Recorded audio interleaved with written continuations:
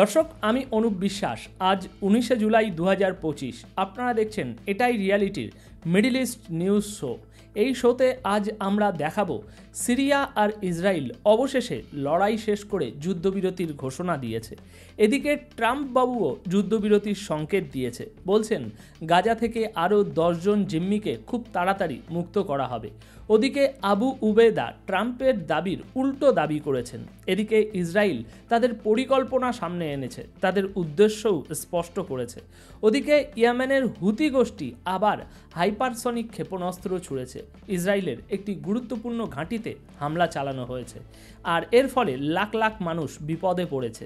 এদিকে হিজবুল্লাহর প্রধান নাইম কাসিম গুরুত্বপূর্ণ ঘোষণা দিয়েছে। তিনি বলছেন তারা কখনো অস্ত্র ফেলে দেবে না, যুদ্ধের জন্য সম্পূর্ণ প্রস্তুত। আর ইরান স্পষ্ট করে বলেছে আমেরিকার সঙ্গে আলোচনার কোনো পরিবেশ তৈরি হয়নি, বিশ্বাস করার মতো কোনো ভিত্তি নেই। চলুন শুরু করি আজকের এই শো। শুরুটা করছি সিরিয়া থেকে। দর্শক, আবারও একটি যুদ্ধবিরতি হয়েছে, কিন্তু প্রশ্ন হচ্ছে বিশ্বাস করা যাবে তো? ইসরায়েল আর সিরিয়া কয়েকদিনের লাগাতার বোমাবর্ষণ আর সংঘর্ষের পর অবশেষে যুদ্ধবিরতির ঘোষণা দিয়েছে।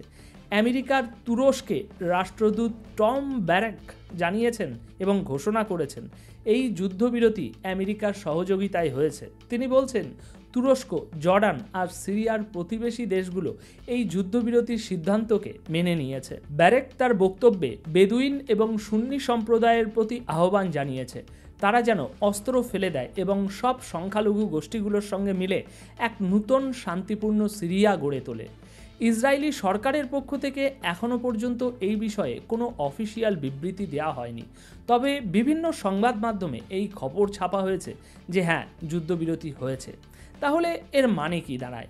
এই মুহূর্তে শান্তির কথা বলা হচ্ছে, কিন্তু বাস্তবে ভয় এখনও মাটিতে টিকে আছে। এবার আসুন গাজা নিয়ে ডোনাল্ড ট্রাম্পের ঘোষণাটা বুঝে নিই। দর্শক, ট্রাম্প বলছেন গাজা থেকে আরও 10 জন জিম্মিকে খুব তাড়াতাড়ি মুক্ত করা হবে। মানে এটা একটা সংকেত হতে পারে যে খুব শীঘ্রই যুদ্ধবিরতির ঘোষণা আসতে চলেছে। কিন্তু ব্যাপারটা কি? চলুন পুরো খবরটা বুঝে নিই। দর্শক, আমেরিকার প্রেসিডেন্ট ডোনাল্ড ট্রাম্প জানিয়েছেন গাজা থেকে আরও 10 জন জিম্মি খুব তাড়াতাড়ি মুক্তি পাবে। ইসরায়েল আর হামাসের মধ্যে যুদ্ধবিরতি ও জিম্মি মুক্তির বিষয়ে আলোচনা 6 জুলাই থেকে কাতারে চলছে। আপনারা অনেকেই হয়তো জানেন আমেরিকার মধ্যস্থতায় 60 দিনের যুদ্ধবিরতির একটি প্রস্তাব আলোচনার টেবিলে রয়েছে। কিন্তু সমস্যা কোথায়? দর্শক, সমস্যা হলো ইসরায়েলের জেদ। আলোচনায় গিয়ে সব কিছু ওই জেদেই আটকে আছে। তাহলে কি সেই জেদ শেষ হয়েছে? সমস্যাটা কি মিটে গেছে? এই নিয়েই এখন সবার নজর। ট্রাম্প গত কয়েক সপ্তাহ ধরে বলে আসছেন যে একটি সমঝোতা চুক্তি খুব কাছাকাছি, কিন্তু এখনও পর্যন্ত চূড়ান্ত কোনো চুক্তি হয়নি। হামাসের একজন মুখপাত্রও বলেছেন তাদের পক্ষ থেকে একটি অস্থায়ী যুদ্ধবিরতির প্রস্তাব দেওয়া হয়েছে, কিন্তু যদি আলোচনা সফল না হয় তাহলে তারা আবারও পুরোপুরি একটি পূর্ণাঙ্গ চুক্তির দাবিতে অনড় থাকবে। এই পরিকল্পনা অনুযায়ী গাজা থেকে 10 জন জিম্মিকে মুক্ত করা হবে আর 18 জন জিম্মির মৃতদেহ ফেরত দেওয়া হবে। এই সব কিছু 60 দিনের সময়সীমার মধ্যে সম্পূর্ণ হবে, আর এর বদলে ইসরায়েলকেও কয়েকজন ফিলিস্তিনি বন্দীকে মুক্তি দিতে হবে। এখন শুরু করছি ট্রিপল এইচ, মানে হামাস, হুতি, হিজবুল্লাহ, এই 3 সংগঠনের গুরুত্বপূর্ণ বক্তব্যের যেসব দাবি। চলুন এবার শুনি আবু উবেদার বক্তব্য, যা ট্রাম্পের দাবির একেবারে উল্টো। এই বক্তব্য থেকে বোঝা যায় ইসরায়েল আদতে যুদ্ধবিরতির পক্ষেই নয়, বরং ইসরায়েল নিজেই শান্তি চুক্তির প্রস্তাব প্রত্যাখ্যান করেছে। আবু উবেদা বলছেন এবার যদি চুক্তি ভেঙে যায় তাহলে আর কোনো গ্যারেন্টি থাকবে না। তিনি স্পষ্ট করে বলেছেন ডোনাল্ড ট্রাম্প যে দাবি করেছেন তা ভুল। উবেদা বলেন ইসরায়েল সেই যুদ্ধবিরতির প্রস্তাবই প্রত্যাখ্যান করেছে যেখানে গাজায় থাকা সব জিম্মির মুক্তি অন্তর্ভুক্ত ছিল। শুধু 10 জন নয়, সবাইয়েরই মুক্তি ছিল সেই প্রস্তাবে।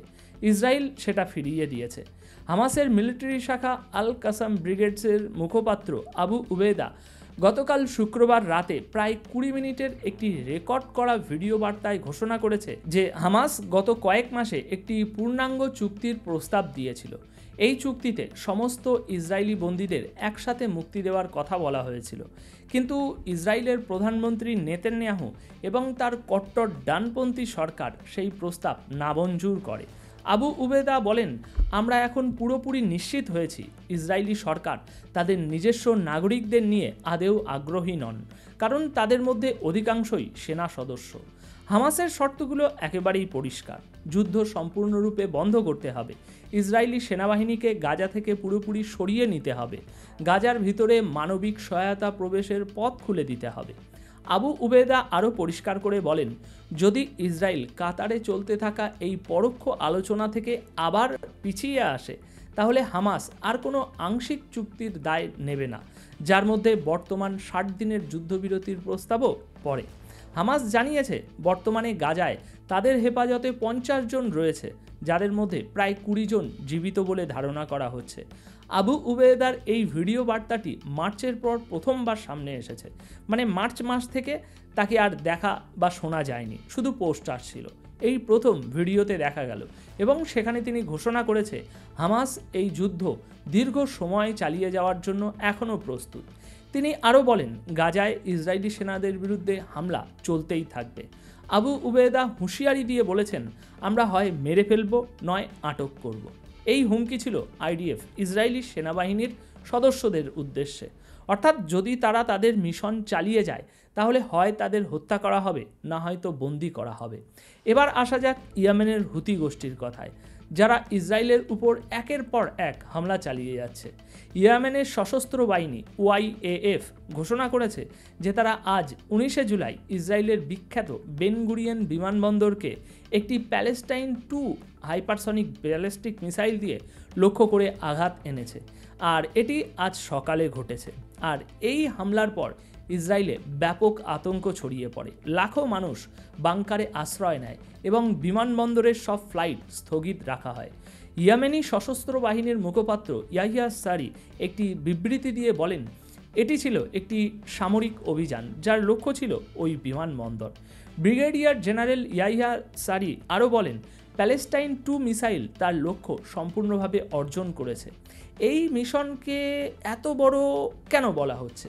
বেন গুরিয়নে তো এর আগেও হামলা হয়েছে, তবে কি এবার কোনো বিশেষ টার্গেট ধ্বংস করা হয়েছে? ইয়াহিয়া সারির মতে এই হামলার পর ইসরায়েলি জনগণের মধ্যে প্রবল আতঙ্ক ছড়িয়ে পড়েছে। লাখ লাখ মানুষ শেল্টারে লুকিয়ে পড়েছেন এবং বেন গুরিয়ন বিমানবন্দর থেকে সব ফ্লাইটও বন্ধ রাখতে হয়েছে। বিবৃতিতে বলা হয়েছে, এই সামরিক অভিযানের লক্ষ্য ছিল ফিলিস্তিনি জনগণের প্রতি সংহতি জানানো এবং গাজায় চলতে থাকা গণহত্যার জবাব দেওয়া। ইয়াহিয়া সারি সব মুসলিম ও আরব দেশের কাছে আহ্বান জানান তারা যেন গাজার পাশে দাঁড়ায়, কারণ এখনও গাজার উপর অবরোধ জারি আছে এবং প্রতিদিন নিরপরাধ মানুষদের রক্ত ঝরছে। ইয়াহিয়া সারি আরও স্পষ্ট করে বলেছেন, যতদিন না গাজায় হামলা বন্ধ হচ্ছে এবং অবরোধ তোলা হচ্ছে, ততদিন ইয়েমেন সামরিক অভিযান চালিয়ে যাবে। ইসরায়েলের চ্যানেল 12 স্বীকার করেছে গত 48 ঘন্টার মধ্যে এটি ইয়েমেন থেকে দ্বিতীয় ক্ষেপণাস্ত্র হামলা। যদিও ইসরায়েল দাবি করেছে তারা উভয় হামলাই ব্যর্থ করে দিয়েছে। দর্শক, এবার আমরা নিয়ে যাচ্ছি আপনাদেরকে লেবাননে, আর বলবো সেই গুরুত্বপূর্ণ বক্তব্যের কথা যা হিজবুল্লাহর প্রধান নাইম কাসিম দিয়েছেন। এটি একটি বড় ঘোষণা, একটি হুঁশিয়ারি যা পরিস্থিতিকে আরও উত্তপ্ত করে তুলতে পারে। হিজবুল্লাহর প্রধান শেখ নাইম কাসিম হুঁশিয়ারি দিয়ে বলেছেন, ইসরায়েল আমাদের অস্ত্র কখনো কেড়ে নিতে পারবে না, আর যদি ইসরায়েল হামলা করে আমরা পাল্টা লড়াইয়ের জন্য পুরোপুরি প্রস্তুত। এই মুহূর্তে হিজবুল্লাহর উপর অনেক বড় চাপ রয়েছে, তাদের সামনে এখন শুধু দুটো রাস্তা, লড়ো বা ধ্বংস হয়ে যাও।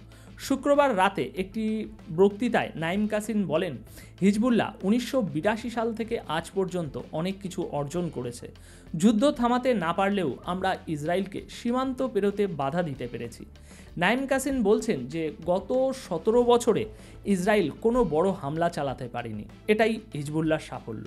যদিও আমরা সবাই দেখেছি বেইরুট ও দক্ষিণ লেবাননের ধ্বংসযজ্ঞ, যা কিছুটা আলাদা বাস্তবতা দেখায় নাইম কাসিমের বক্তব্য থেকে, তবুও নাইম কাসিম স্পষ্ট করে বলেছেন, আমেরিকা আর ইসরায়েল এখন একটি নতুন চুক্তি চাপিয়ে দিতে চায়, যার উদ্দেশ্য হলো পুরো লেবানন থেকে হিজবুল্লাহকে নিরস্ত্র করা, কিন্তু আমরা এই ষড়যন্ত্রকে কোনোভাবেই সফল হতে দেব না। তিনি বলেন, আমাদের অস্তিত্বের ওপর হুমকি এসে পড়েছে, আর এর জবাব হচ্ছে জাতীয় ঐক্য এবং প্রতিরোধ। অস্তিত্বের হুমকি, এই কথাটি আসল কথা। তিনি বলছেন, নিজেদের অস্তিত্ব রক্ষা করতে হলে আমাদের লড়তেই হবে। হার মানা মানে শত্রুর হাতে পুরো দেশ তুলে দেওয়া। কিন্তু যতদিন আমরা জীবিত, ইসরায়েল তার কোনো উদ্দেশ্যেই সফল হতে পারবে না। সোজা কথায়, লেবাননের এই হিজবুল্লাহ আন্দোলন এখন ইসরায়েলকে সরাসরি যুদ্ধের হুঁশিয়ারি দিচ্ছে, বলছে আমরা কোনোভাবেই অস্ত্র ছাড়ব না। এবার আসা যাক দর্শক ইরানের দিকে। ইরানের একজন রাষ্ট্রদূত জানিয়েছেন এই মুহূর্তে আমেরিকার সঙ্গে কোনো আলোচনার পরিবেশই নেই, মানে আমেরিকার সঙ্গে কথা বলার মতো পরিস্থিতি তৈরি হয়নি। মস্কোতে ইরানের রাষ্ট্রদূত কাজিম জালানি স্পষ্ট করে বলেছেন এই মুহূর্তে আমেরিকা আর ইরানের মধ্যে আবারও আলোচনা শুরু হওয়ার কোনো সম্ভাবনা নেই, কারণ আমেরিকা এখনও পর্যন্ত নিজের আচরণে কোনো পরিবর্তন আনেনি, আর না কোনো দায়িত্বশীল অবস্থানে এসেছে তারা। রুশ সংবাদ মাধ্যমকে দেওয়া এক সাক্ষাৎকারে জালালি বলেন, এখন ইরানি জনগণের মনে প্রশ্ন উঠছে এই আলোচনার উদ্দেশ্যটাই বাকি। যদি ওই আলোচনাগুলোর মধ্যে কোনো সুনির্দিষ্ট গ্যারেন্টি না থাকে কিংবা শেষমেশ ওগুলো সবই যদি ভাঁওতা হয়ে দাঁড়ায়, তাহলে কিভাবে বিশ্বাস করা যাবে তাদেরকে। তিনি আরও জানান, ইরানের পররাষ্ট্রমন্ত্রী এবং অন্যান্য শীর্ষস্থানীয় নেতারা বহুবার স্পষ্ট জানিয়ে দিয়েছেন কোন শর্তে আমেরিকার সঙ্গে আবারও আলোচনা হতে পারে। মানে তারা যা বলছেন তা হলো আলোচনাটা দুপক্ষেরই লাভের জন্য হতে হবে। শুধু আমেরিকা যা চায় সেটাই হবে এমনটা চলবে না, ইরান যা চায় সেটাও মানতে হবে। তাদের দাবি নিষেধাজ্ঞা তুলে দিতে হবে, মানে যত স্যাংশন আছে ইরানের উপরে সেগুলো তুলে দিতে হবে, আর পারমাণবিক শক্তি যেন ইরানকে বেসামরিক কাজে ব্যবহার করার অনুমতি দেওয়া হয়। জালালি আরও বলেন, ইরানের উপর আমেরিকা ও ইসরায়েলের হামলাই প্রমাণ করে যে এই দুনিয়া এখন আর আন্তর্জাতিক আইনে চলে না, বরং জঙ্গলের আইনে চলছে। তো দর্শক, আপাতত এই প্রতিবেদন তাহলে এখানেই শেষ করছি। দেখা হচ্ছে পরবর্তী এপিসোডে। ধন্যবাদ আপনাদের সকলকে।